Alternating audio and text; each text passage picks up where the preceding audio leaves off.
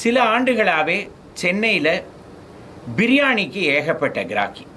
ஒரு காலத்தில் ஹைதராபாத்தில் தான் இது கிடைத்து கொண்டு இருந்தது அப்படின்னு பார்த்தோன்னா, இப்போ சென்னையில் ஏகப்பட்ட பிரியாணி கடைகள். பிரியாணி என்றாலே சோறில் அசைவத்தை கலந்து கொடுப்பது. இதுவும் ஒரு பர்ஷியன், அரபிக் நாடுகள்லேருந்து வந்த ஒரு தின்பண்டம் தான்.